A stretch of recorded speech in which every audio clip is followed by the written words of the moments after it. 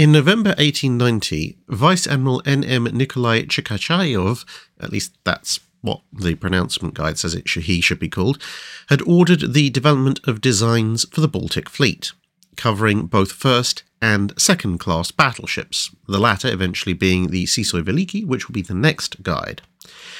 It was initially suggested for the first-class battleship to start with the smaller Imperator Nikolai I, but this time to stick a second turret on it, ideally aft, because that way you could say you'd actually changed something. But in something with a break with tradition for Russian pre-dreadnoughts, they decided they were going to learn from their previous mistakes, specifically those they'd made with the Imperator Alexander II, where a casement-mounted set of 9-inch and 6-inch guns mounted on a battery deck had turned out to be basically unusable in rough seas.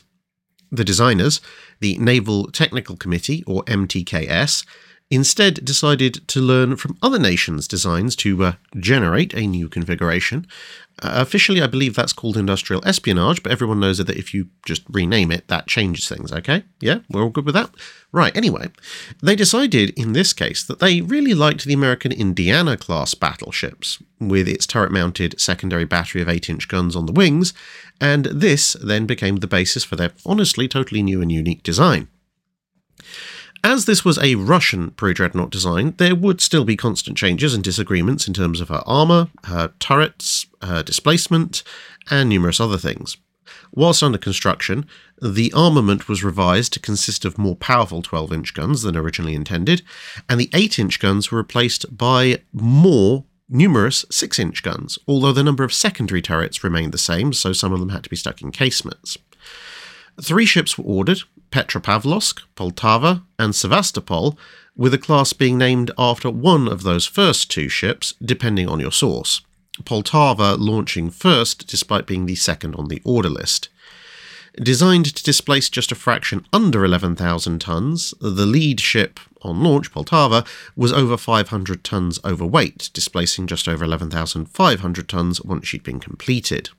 The ship was powered by 2 British-built vertical triple expansion engines driving twin screws using 10,600 indicated horsepower for a target speed of 16 knots, although both power and speed were fractionally exceeded on trials.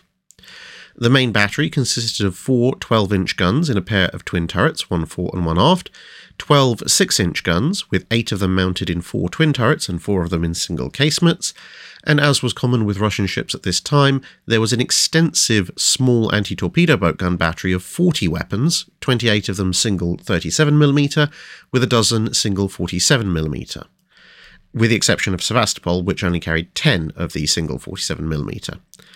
Just to be extra awkward, the ship's 6 torpedo tubes came in 2 different sizes. There were 4 15-inch tubes above water, 2 per side, and 2 18-inch tubes underwater, 1 per side.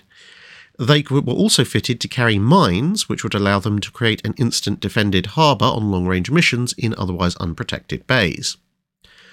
The Poltavas would each use a different kind of armour steel. Petropavlovsk used nickel steel, Sevastopol used Harvey steel, and Poltava used the new Krupp steel.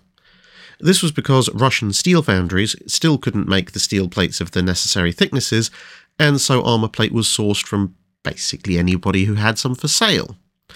The armour on all 3 was mostly made up of the same thicknesses across various parts of the ship, although the 10 to 14.5 inch thick belt was increased on Petropavlovsk, going up to between 12 and 16 inches due to the use of weaker steel, with various thinner plates around this armour belt found on all 3 ships. The deck was 2 to 3 inches thick, whilst the main battery turrets had 10-inch thick armour and the secondaries were half as thick at 5 inches. Delayed by shortages of skilled workmen, design changes, and the late delivery of the main armament, the ships were under construction for most of the 1890s, being laid down in 1892 but not entering service until basically the end of the century. By the time they eventually entered service, Russia had enhanced its ambitions in the Pacific, and so the 3 ships were sent over there to form part of the Pacific Squadron almost as soon as they'd commissioned. All 3 were then damaged by the Japanese assault on Port Arthur at the opening of the Russo-Japanese War, although they did remain operational. This status, however, didn't last too long for Petropavlovsk, which ran into a mine barely a month into the war and sank almost immediately, taking Admiral Makarov with her. 3 months later, an attempted breakout saw Sevastopol also hit a mine, although she managed to survive and limp back to port. Another breakout attempt led to the Battle of the Yellow Sea, and both of the surviving ships taking damage. Sevastopol then hit yet another mine whilst trying to conduct shore bombardment, and by September both ships were back in Port Arthur, having landed significant numbers of their smaller guns to help with shore defence.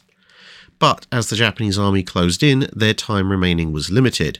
Japanese heavy siege guns eventually got a direct line of sight on the ships and managed to sink Poltava in December. Sevastopol was the only capital ship left alive and turtled up behind mines, torpedo nets and coastal defence guns, riding out repeated attacks, including up to 80 torpedoes fired at her, for almost 2 weeks, until a snowstorm both disrupted the net layout and allowed a Japanese torpedo boat to get close enough to take advantage of that. The damaged ship would subsequently be scuttled in deep water at the end of the siege. Poltava, however, had been sunk earlier in the harbour, in shallower water, and so she was salvaged, renamed Tango by the Japanese, and recommissioned as a coast defence ship.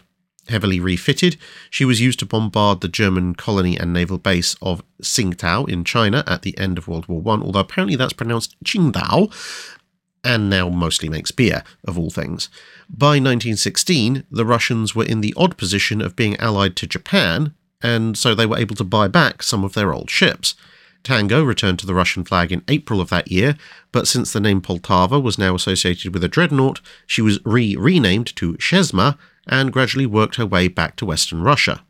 Joining the Arctic Flotilla, a distant predecessor of the Soviet Northern Fleet, with the ship then joining the Bolshevik Revolution in 1917 and then probably being captured and then crippled by the British, who'd ironically enough refitted her earlier in 1917, when the British staged their intervention in the Russian Civil War during 1918 and 1919.